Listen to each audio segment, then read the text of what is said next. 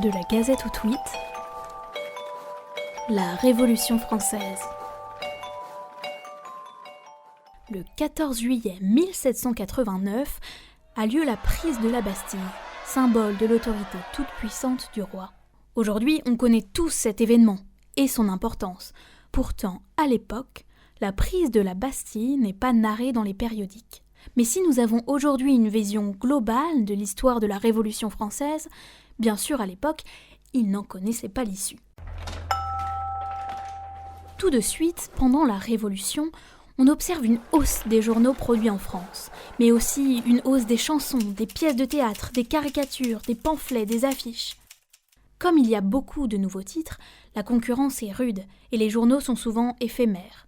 Les journaux ne sont plus contrôlés par la censure. Avec l'écroulement de l'autorité monarchique, bien la censure et le système des privilèges disparaissent.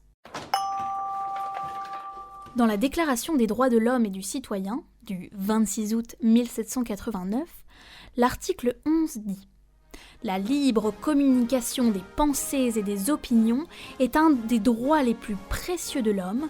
Tout citoyen peut donc parler, écrire, imprimer librement, sauf à répondre de l'abus de cette liberté dans les cas déterminés par la loi. » Alors oui, la fin de l'article est très floue, parce que les législateurs n'arrivaient pas à se mettre d'accord. Mais c'est un premier pas vers la liberté de la presse. Les journaux de la Révolution sont marqués par des thèmes, comme le patriotisme, les actions de civisme. On parle pour la première fois d'Ancien Régime. Une place considérable est consacrée aux nouvelles politiques de la France. La presse est massivement favorable à la révolte. Mais la fuite du roi, en 1791, fait naître un flot de caricatures et de pamphlets injurieux. Louis XVI est représenté en cochon.